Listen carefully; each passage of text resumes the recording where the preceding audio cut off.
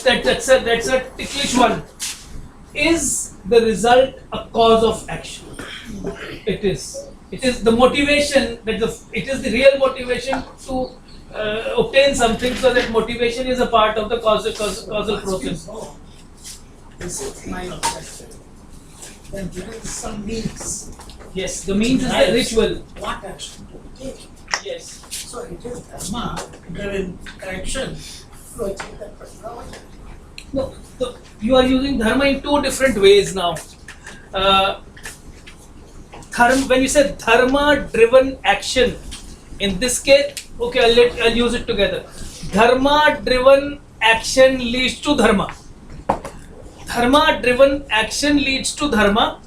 The first dharma would mean the duties, etc., prescribed by the shastras, prescriptions. And when you act according to those prescriptions, you acquire the dharma or adrishta, which leads to material pleasures. Whatever.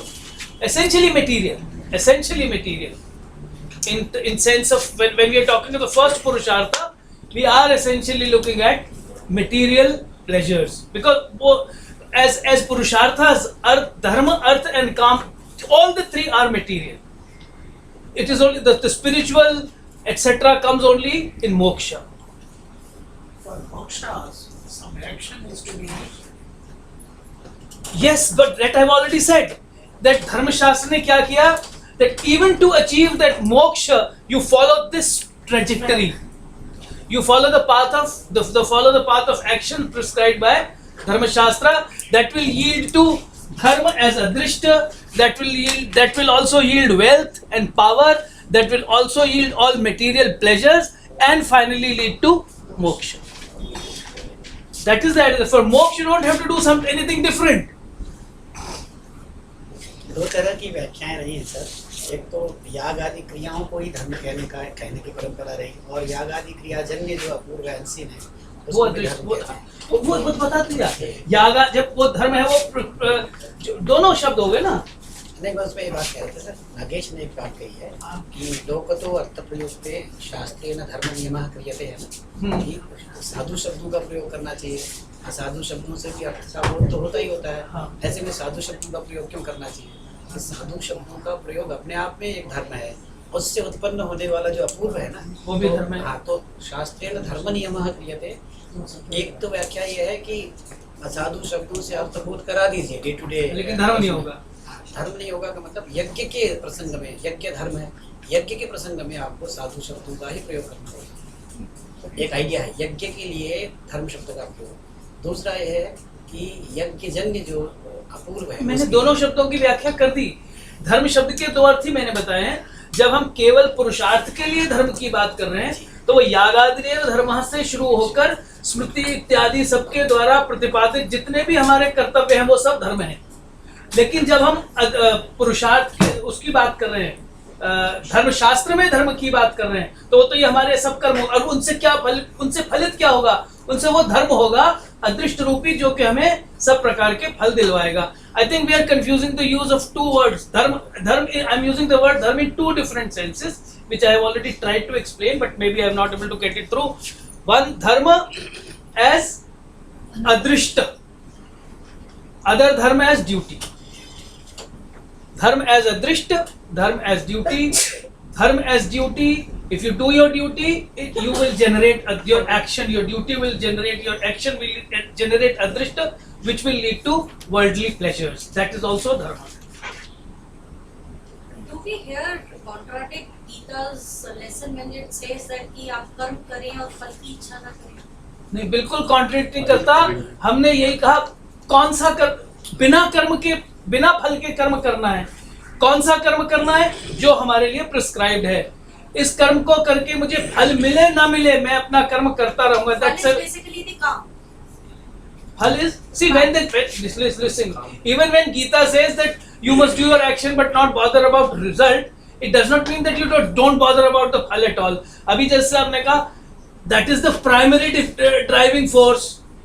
But when you have started doing your action, once you have launched yourself in action, then you forget about the result. You may get the result, you may attain the result, you may not obtain the result. You shall not give up your action. I mean, when we are working, I mean, as a teacher, suppose can I say, oh, the students are not good, I'm not going to teach. I'm not getting the kind of response, I'm not going to teach. Okay, I can say that, but what about parents? This child doesn't listen to me. I will stop giving food.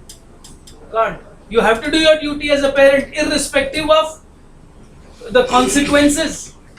Arjun has to fight irrespective of the consequences, even if he has to go and kill all his own kinsmen. So that is when he says, do your action without thinking, without being bothered about the result. Game शुरू होने से पहले पूरी तैयारी करो. हाँ, game शुरू होने के बाद स्कोरबोर्ड के ऊपर मत देखो स्कोरबोर्ड. जैसे ये लोग जब यहाँ आए थे संस्कृत सीखने, कुछ लोग सर्टिफिकेट लेने, but now they have started enjoying learning. Do your action. The result will come automatically. ये मुझे तो गीता में उल्टा लगता है.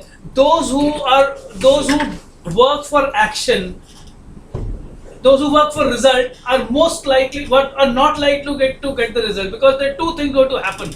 Either there is a greater likelihood of obtaining the result, then you will slow down.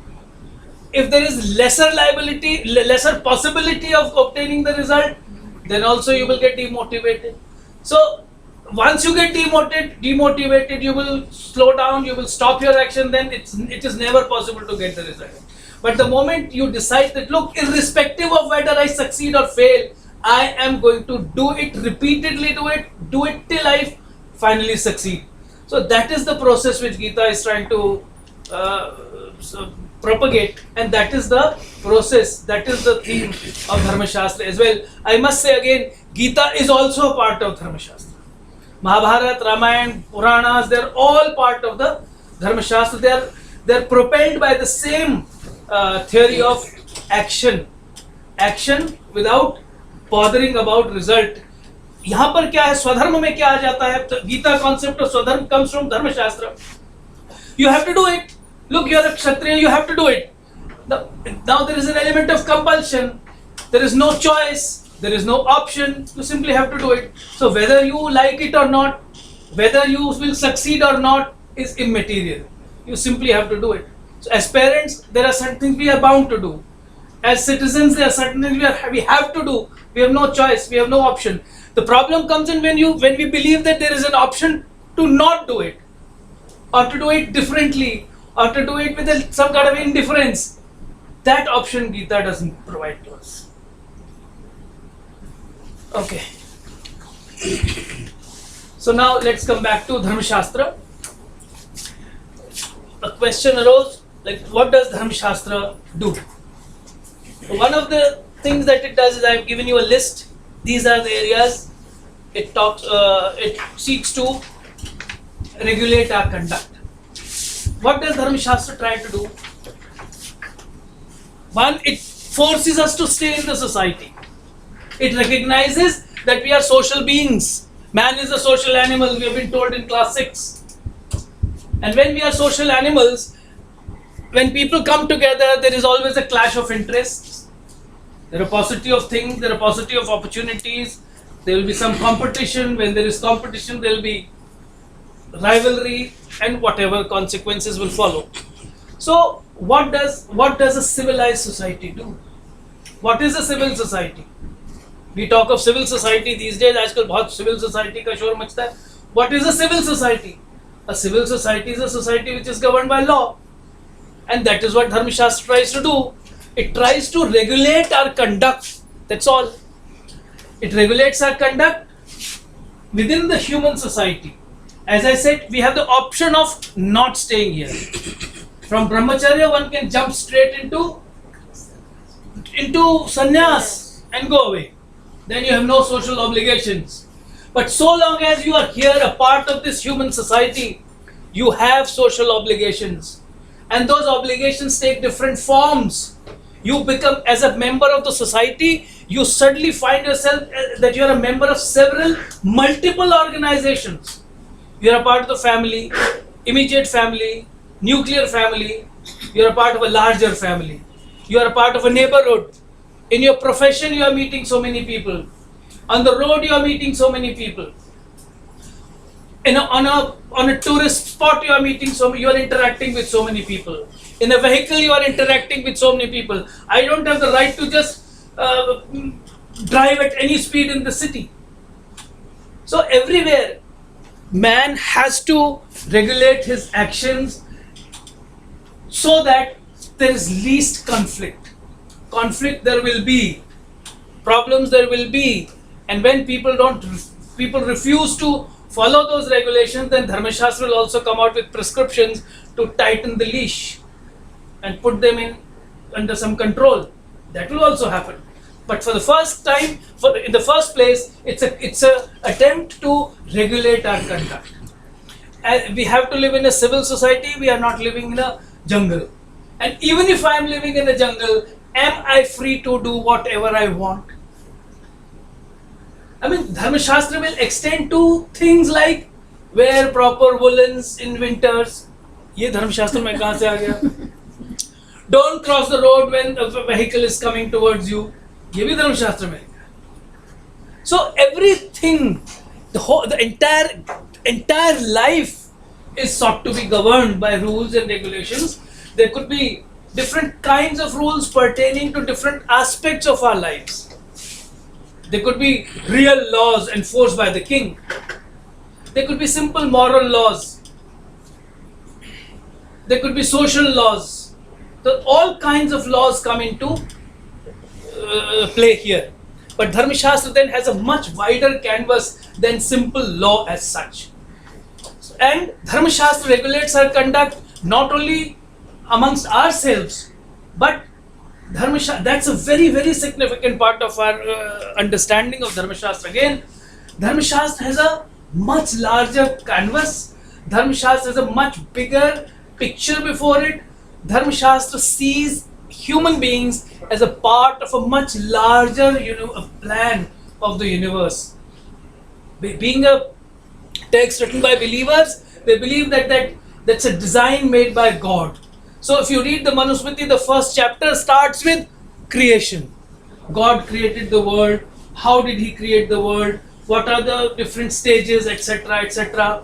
Why should you be talking about all these things? This is only to emphasize one thing, that look, we are not living in isolation. No individual is an individual as such. Every individual is a part of a much larger design. And we are a part of a huge design created by God. And therefore, we need to regulate our conduct, need to conduct ourselves according to the rules and regulations prescribed by Dharma Shastra. And Dharma Shastra is not restricted to just human relations. It goes much beyond that.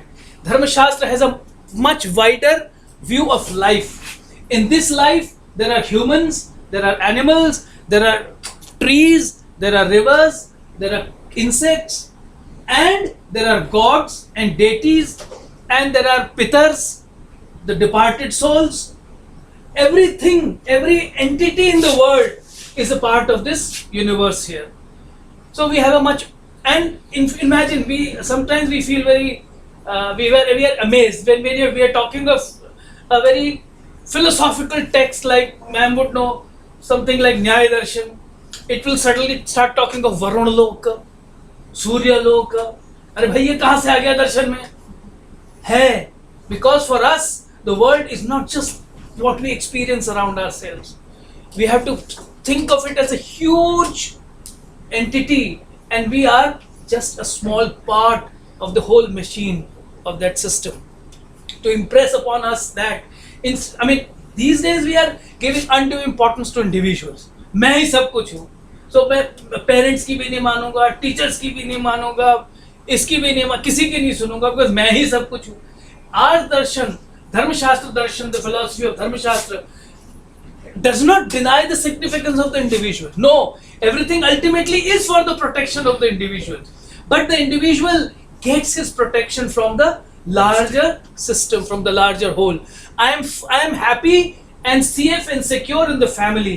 Family is safe and secure within the community. The community is safe and secure within the village. The village is safe and secure in the district, and the district is safe and secure in the country, and the country is secure in the world. Nobody, at no level can anybody, any entity, any organization think of living in isolation, in snapping its relationship with others. So therefore, our Dharma Shastra then talks of man's relationship with men in different contexts, but also his relationship and therefore his duties towards all elements of nature. Therefore, you will find rules like don't dirty a pond. That's also Dharma Shastra. Don't pluck leaves unnecessarily, and don't even pluck fruits if you don't need them. Don't pluck flowers if you don't need them. But these are the different kinds of rules that we have in Dharma Shastra. But now we come to the core. How is life organized in Dharma Shastra? They see man as at two levels, which we can see.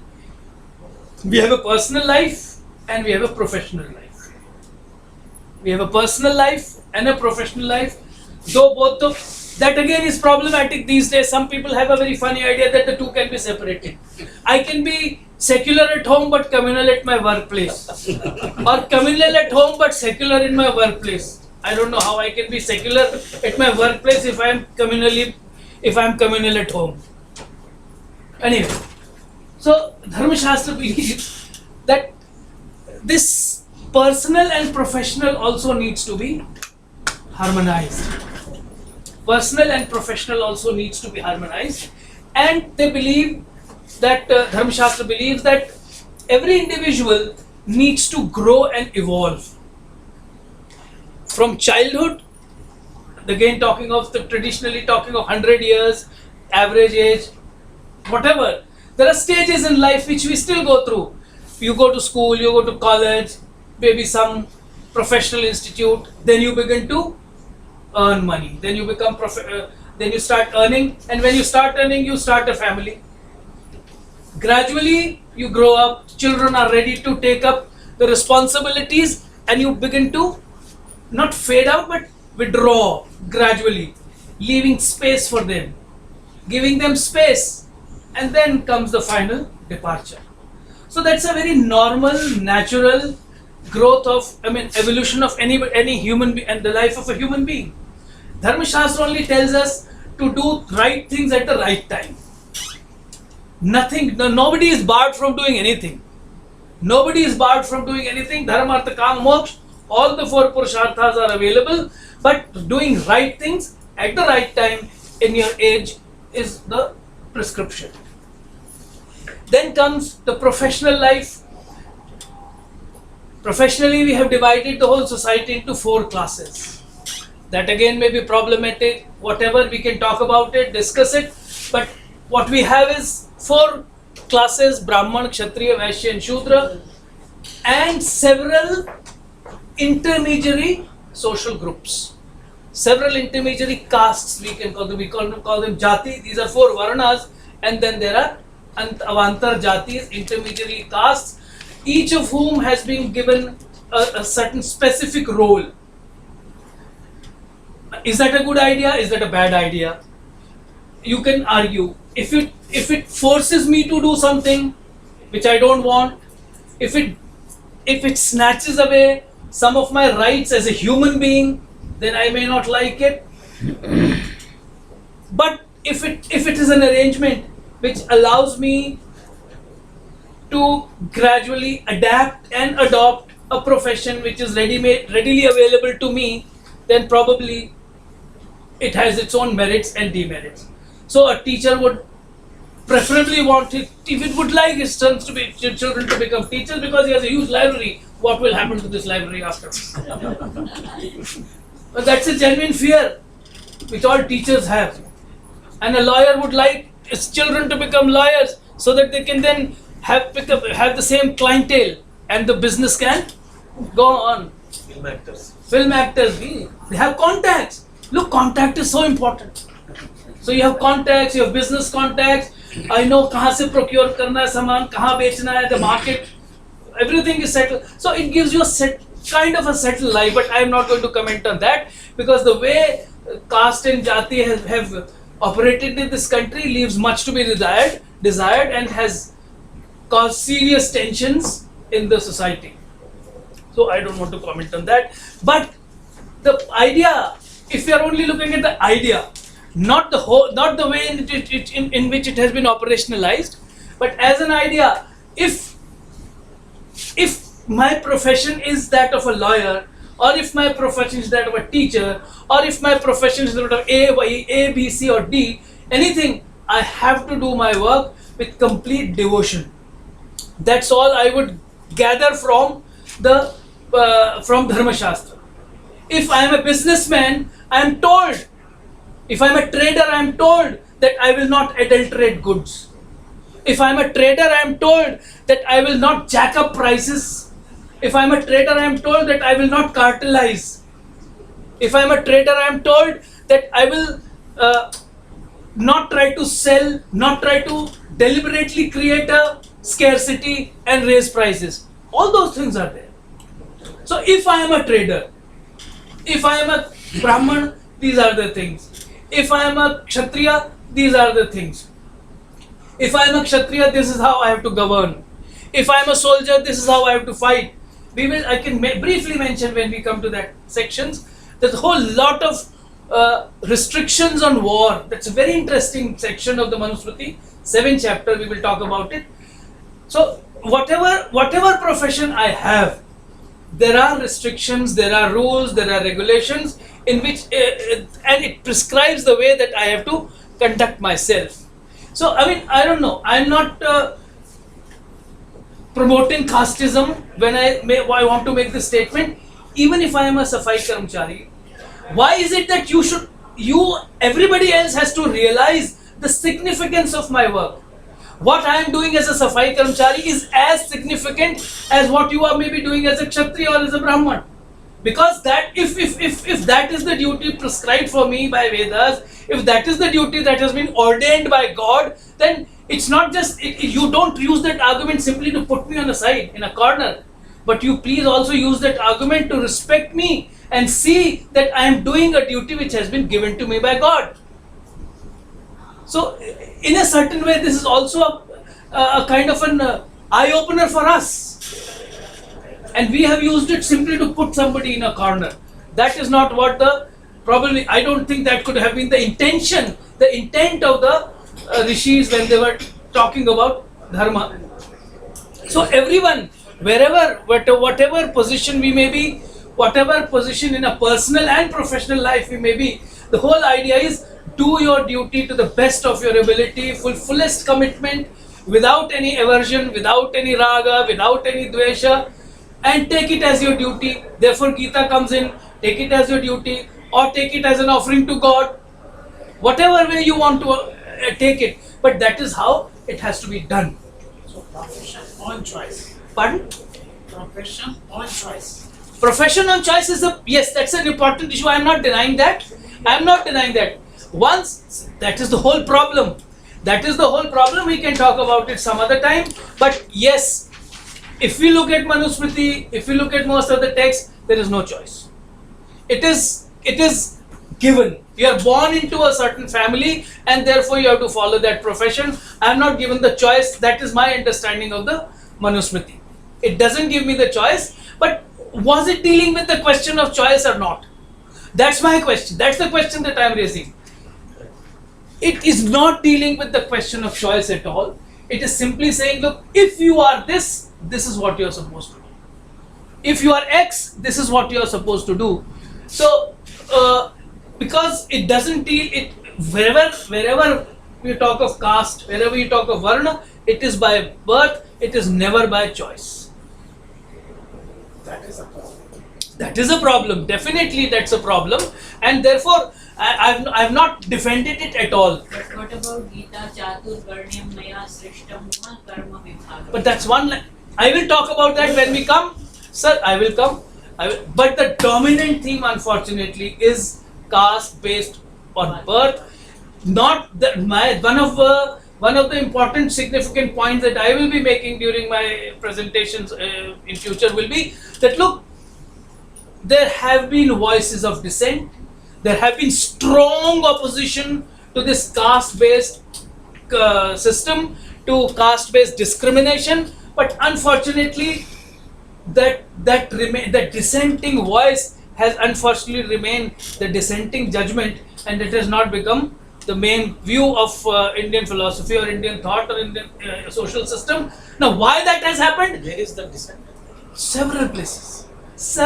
I'll record them, list them, give them to you so that we can talk. Just a moment. So, now why is it happening? Why is it that despite of such dissent, this kind of discriminatory practices continue? That is not for a Sanskritist to explain. That is not even for a lawyer to explain. That is for historians to explain. Anthropologists to explain. See, if a system is working, what are the socio-economic, political conditions which have allowed it to survive for 2,000, 3,000 years? It is not enough to say Manusmriti mein likha hai, because half the people or 90% of the people in this country don't even know what Manusmriti is. So there is no point in blaming the text. So we have to look for the reasons for these discriminatory, bad, evil practices, not only this, so many others in the world outside, and what are the socio-economic, political factors which have allowed this to happen and survive for all these years has to be thought out. So when people say that most of the marginalized people are landless laborers, that's a cause. That's a reason. The Smriti will be blamed partially because the Smriti says, oh, these people have no right to hold any property. That's wrong. Yes, that's wrong. But again, I'll tell you so many, when the occasion arises, that the Smriti might have said they don't have any right to hold property. That's not the end of it. Don't read the Smriti in isolation. Don't speak the Manusmriti as a one single statement. Look at the whole development of the thought. Has nobody ever opposed this idea? Later texts, later Devanagaris have vehemently opposed this idea and have allowed even Shudras and even slaves to own property and to have property, to inherit their parents' property, to give it, to gift it, to sell it. Complete freedom to own and dispose of property which others had. So there are bad things in the Smritis, let's admit. But 2000 saal pehle, 1500 saal pehle, if something is written, that does not become gospel truth for us. And that is the beauty of Dharma Shastra, that Dharma Shastra has constantly evolved. Dharma Shastra has constantly addressed these issues, because, as I said, it's not only in matters of property, but in matters of so many infringements. There may be no concept of right, fundamental rights in Dharma Shastra, but there is always a sense of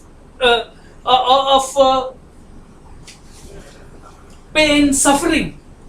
And when you have pain, when you suffer, you seek redressal.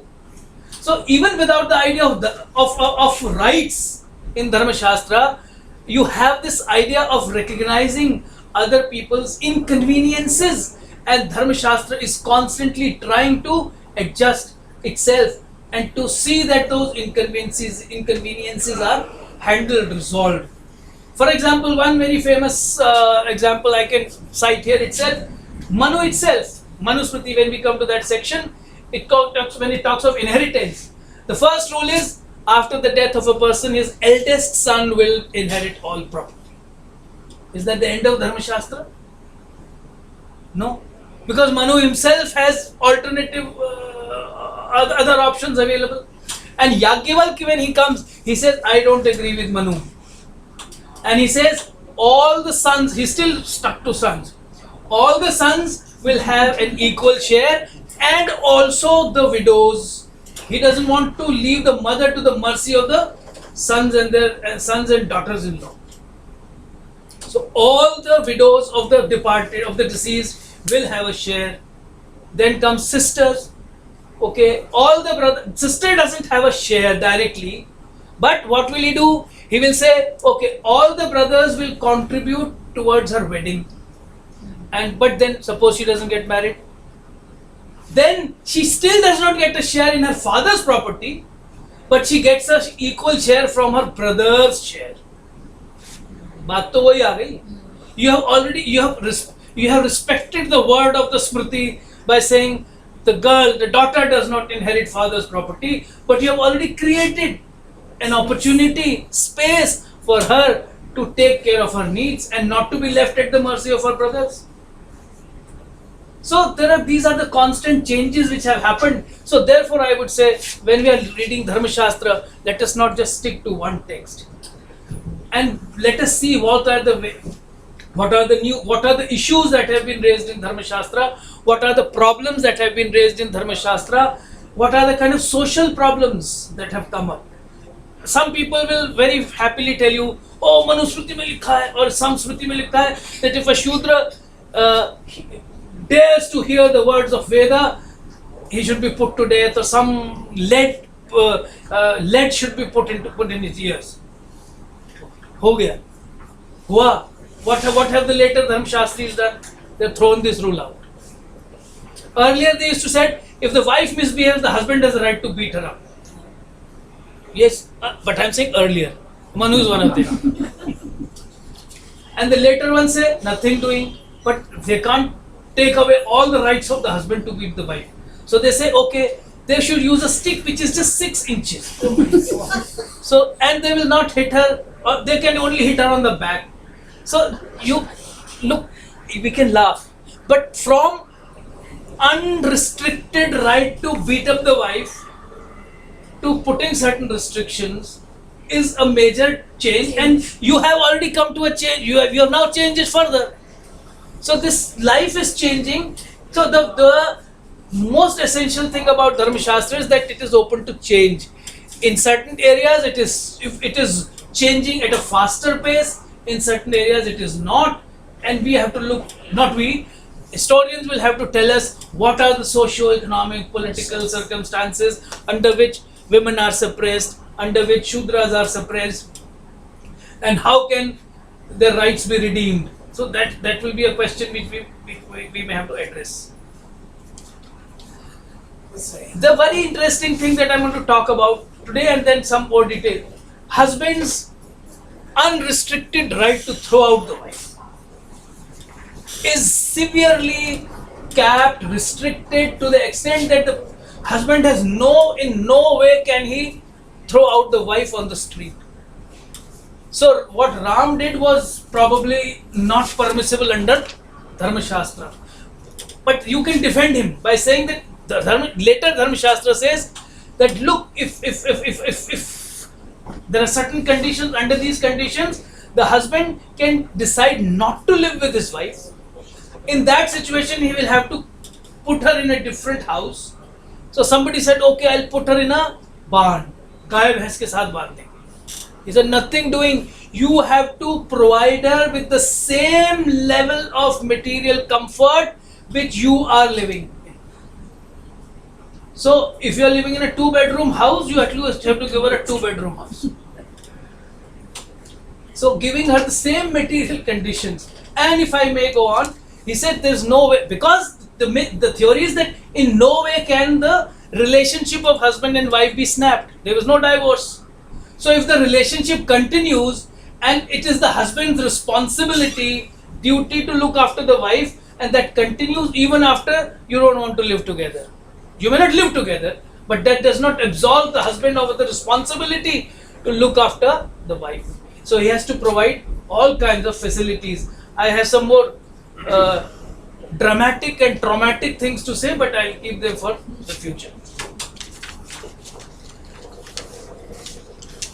राजनीति पढ़ेंगे हम? खूब पढ़ेंगे, पूरी मनुस्मृति में सब आएगा. I have 3 chapters. इसीलिए तो Manusmriti. The Rajdharm there is Rajdharm in 3 sections. Rajdharm is there in 3 sections. ज़्यादा गृहस्थ. नहीं, राजा as a गृहस्थ. ज़्यादातर गृहस्थी वाले. राजा भी गृहस्थ है. राजा भी. As a गृहस्थ we are talking of it, because if the Raja takes sannyas, then he is not doing his duty, then he is not ruling. So that's why. राजनीति का मतलब राजा नहीं है, गवर्नमेंट ड्यूटी. Ragya Niti, नहीं राजनीति not this politics that we have. राजनीति मतलब governance Rajniti, the policy of administration governance. Even judiciary. That we talk long. There's a long, very long sections on. We have, if you look at this chapter 7, page 1. I can just refer this to you. Because all the Page 1, chapter 7, Raj Dharma, structure of government, principles of administration. Chapter 8, it has 420 verses. Laws, legal institutions and legal procedures. Chapter 9, 336, Raj Dharma continued. Personal laws against laws regarding personal laws regarding marriage, separation, inheritance, miscellaneous heads of law, criminal acts, public nuisance. It's a huge section. And when I've just mentioned it very briefly in chapter 7, when I talk of structure of government, principles of administration, it covers the entire range of government and administration. From organization of the government, various departments of the government, finance, taxation, foreign policy, internal security policy. I mean, one of the verses in Manusmriti is fantastic. If you look at the internal security thing, terrorism is maybe a recent phenomena in this form that we have it. But earlier, there were challengers who were constantly trying to uproot the king. And they would be resorting to all kinds of tricks and treachery to uproot the king. So how does one distinguish between loyal citizens and the disloyal ones who are staying submerged into in the society? You can't separate them. How do you do that? The one verse which Manusmriti says, which is very important for us, that whatever steps you do, make sure that you do not injure, do not harm innocent citizens. And he gives a very good example. Just as a farmer, when he's de-weeding his plants, when he's de-weeding his field, he very carefully removes the weeds, but tries his best to protect the plant. So that, because see, the roots of the weed and the roots of that plant are intertwined. So terrorists and innocent citizens are intertwined. You don't know who is a terrorist. They live in so many garbs. We have sleeper cells, we know about them.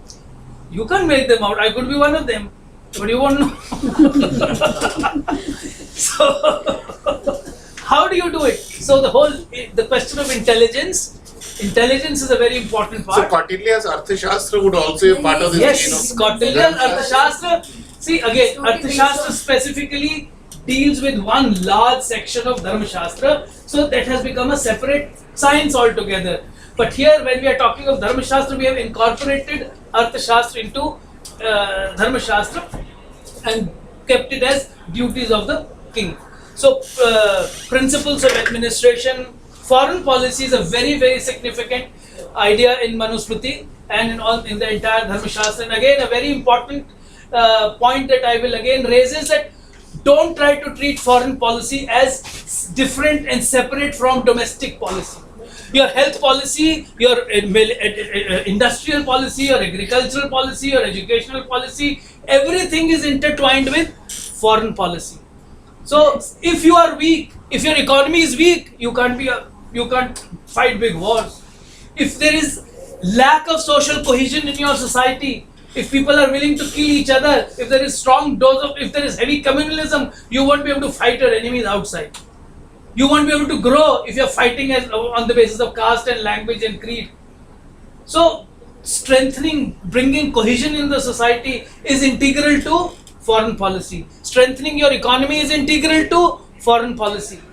All these things are very nicely described in our Dharma Shastra. It was a holistic. Yes, it's a holistic model of governance, and foreign policy is not something to be handled only by some people sitting in the Ministry of Foreign Affairs. But unfortunately, most of our policy making, yesterday also a friend of mine was sitting with me, he's Joint Secretary in Agriculture Ministry. He says people just don't talk to each other and work. I do has ramifications वो and तो- वो is तो- dependent on others. वो तो other agriculture ministry में बैठ के दूसरे से नहीं बात करता होगा उसको because even their all officers have their own egos. Yeah. That's a different issue. But he says, I mean, you can't have a poor agriculture and become strong. We are having problems. We don't have dal, so much production of dal, so you have to go and buy dal from somebody else. And what if they refuse? So it might be good to have either increase your own yield of dal, or you buy land like China in Indonesia and Africa and start growing dal there. But to buy dal, to grow dal in Africa, you have to have better relation with African countries. इसके And लिए Ponty Chadha ने बहुत बड़ा काम किया था। हाँ, उसने अपनी सारी इलीगल इन्वेस्टमेंट इथियोपिया में ही तुअर की दाल के लिए करवाया। इसलिए हम कनाडा के प्राइम मिनिस्टर को मोदी ने उठा के बाहर फेंक दिया, क्योंकि हमारी सारी अरहर की दाल इथियोपिया से आ रही थी। बहुत ज्यादा इन्वेस्ट तो अगर किया, आपको मुंह तोड़ की दाल चाहिए तो फिर कहाँ से लाएंगे? तो उसे उगाई ना, कहाँ उगाई? कनाडा से हटा के इथियोपिया में उगाई, इंडोनेशिया में उगाई। So you will have to do the same. So therefore, even agricultural policy is so deeply intertwined with foreign policy. Anyway.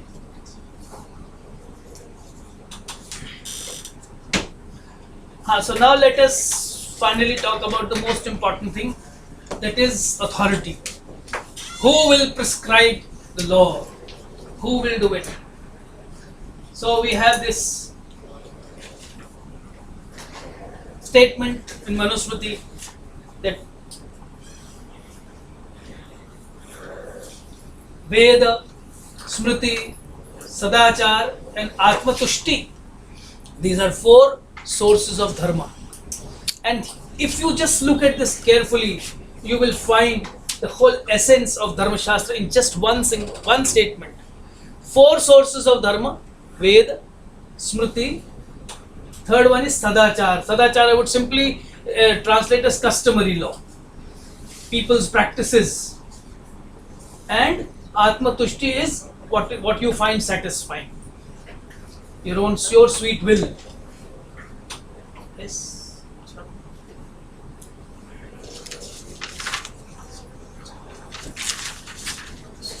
Please refer to page 4 under point number 6, sources of dharma, significance of Smriti, Sadachar and Atmatushti. I have this verse 2:12. The Veda, the Smriti, good customs and one's own pleasure. They are the fourfold means of knowing God.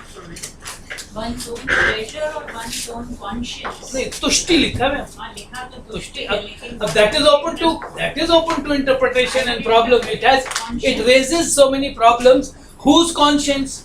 Is it my conscience, or is it Dr. Shashi Prabha Kumar's conscience, or is it the conscience of some great scholar in the Veda and Smriti? So those are issues that we will have to handle. But yes, let us start with my points.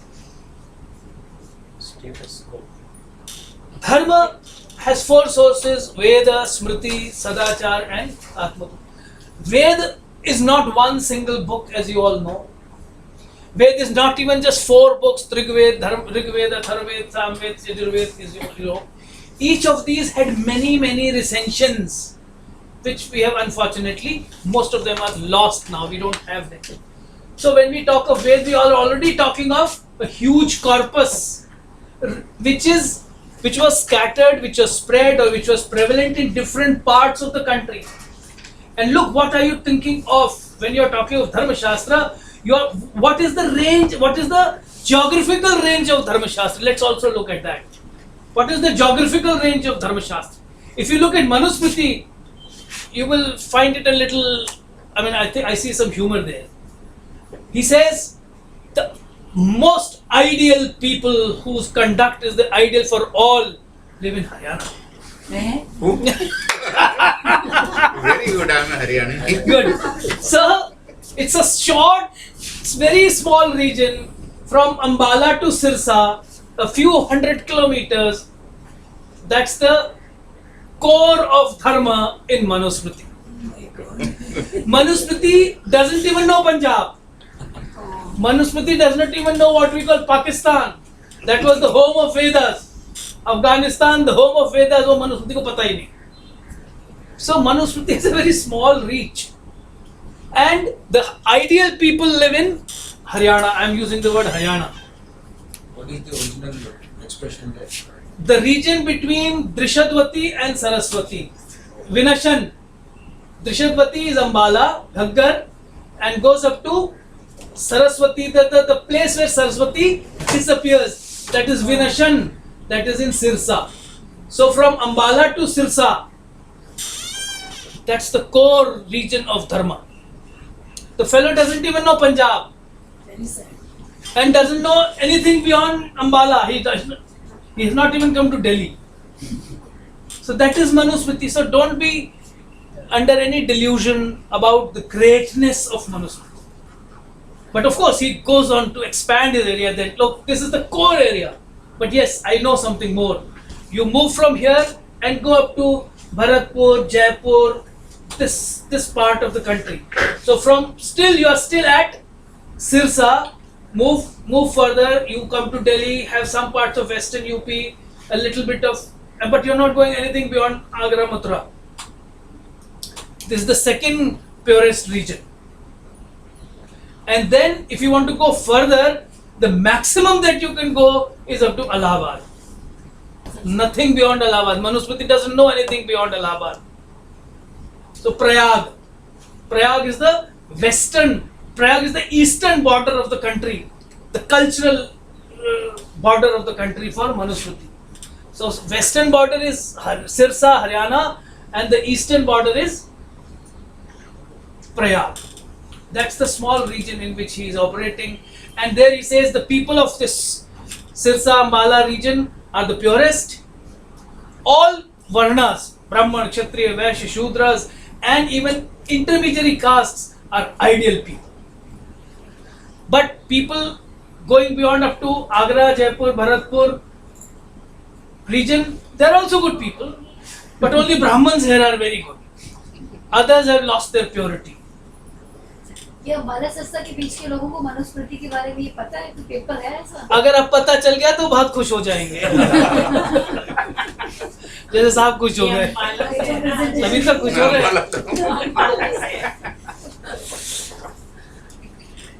So the dharma also has a geographical association that we need to remember. So Manusmriti says that the people in this Sirsa Ambala region are the purest, but people from Sirsa to Bharatpur, Jaipur, Agra, they're also good people. So all the people in the world, Prithivyam, they should learn their good conduct from people living in Haryana to Agra. So Delhi is included, so I'm included. Does it have anything to do with Vastu Shastra as well? Where is Vastu Shastra here? I can't see any Vastu Shastra here. You can try that, I don't know. I have not even applied my mind to that issue. I am only seeing the geographical range.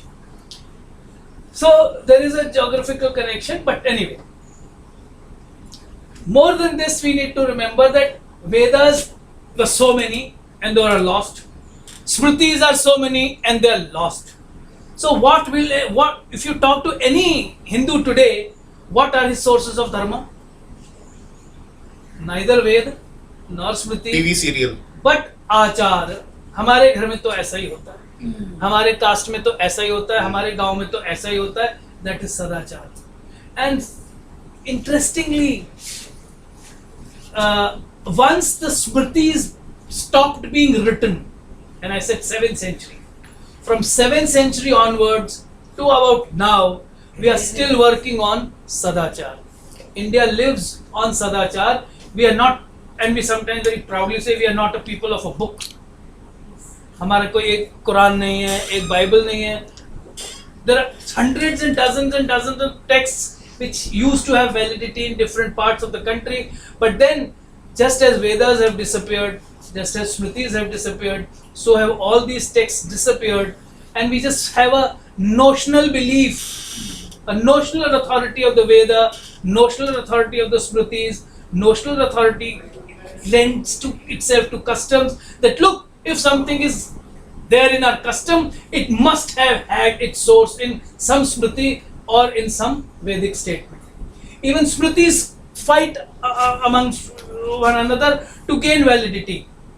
Which Smriti is more valid? Is it Yagyavalkya or Manu or some later Smriti? So each Smriti will try to show that, look, I conform to Vedas and you don't. So even within the Smritis, this kind of a struggle one can see. So we are in a sticky area as far as authority is concerned. So we'll talk about this authority thing also later. And does this Aranya, Brahman and They really Upanishads don't also come into this? See, they really don't have anything to do with dharma as such.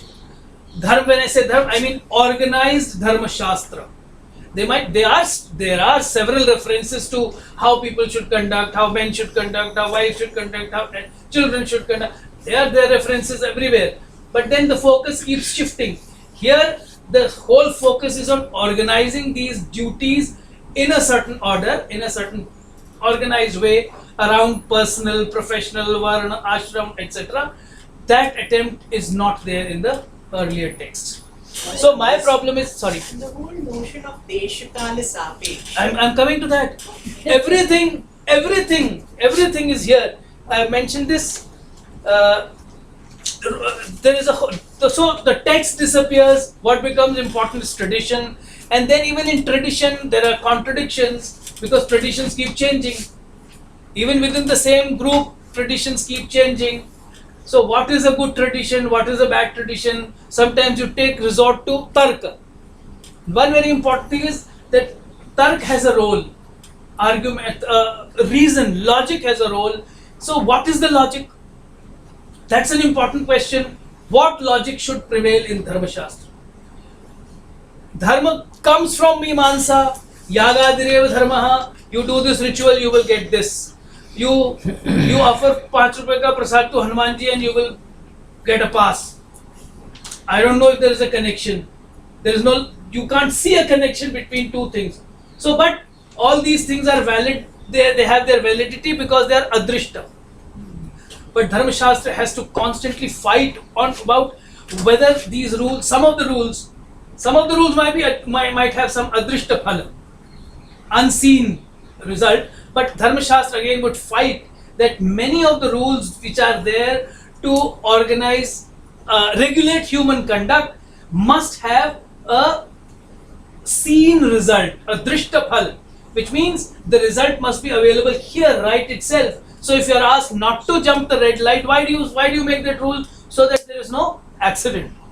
So prevention of accidents, prevention of deaths, etc., is the purpose of having these rules. So Dharma Shastra has to really fight it out about which rule has a drishta phal and which rule is a adrishta phal, and that will be a very interesting discussion we will have to. So Praman will come in fully.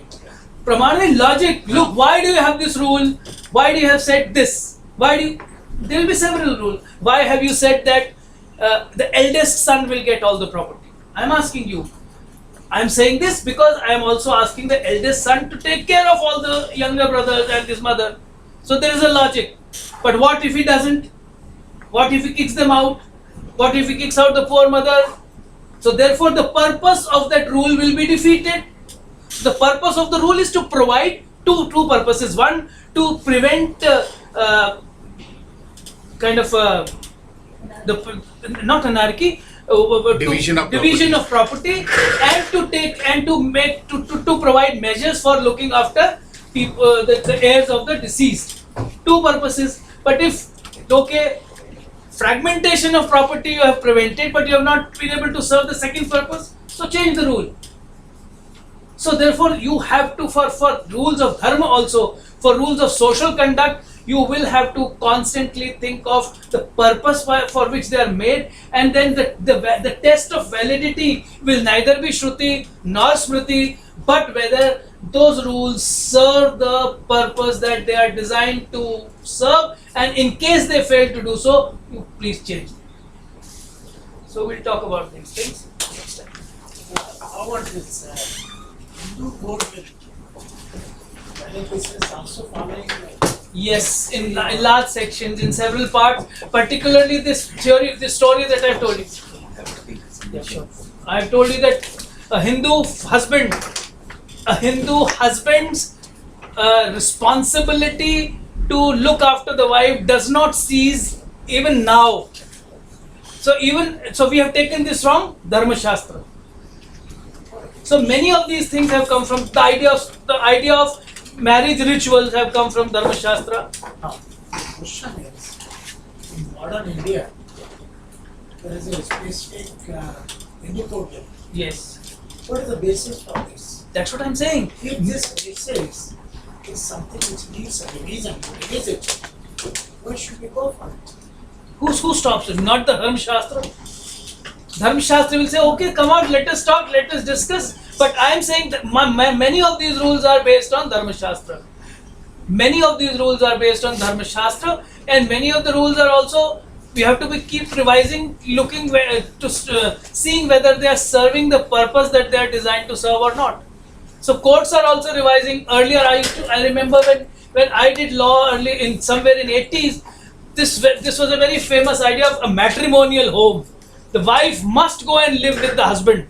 It is not possible for wife to live in a separate city, and then the husband came for restitution of conjugal rights, and the court said yes, she has to go back to her husband. Now that rule is given up because all women are working, all women have jobs in different cities, so the idea of restitution of conjugal rights is gone. So these things are constantly changing. Sometimes, sir, the change will happen at a much faster pace. Sometimes it might slow down for various. So what are the socio-economic, political reasons which will expedite change, and what are the reasons which will kind of stop or prevent a slow down change? Those are the things we have to see. The question is, it is now, we have to go judicially. But can it also be discussed among the scholars to evolve new kind of Dharma rules which pertain to this particular, in the present circumstances? Yeah, why not? But then you will have to push. You will have to push the parliament to pass those laws. You need a whole political agenda. You need a whole political push to do that. कोई किसी ने दी है तीन ये चार कोई आदमी form ने दे दी दीजिए मैडम के पास Well, if some people feel the need, they should go ahead with it. There's no bar on it. I don't think neither the present constitution nor the Dharma Shastra stops us from kind of taking that activity up.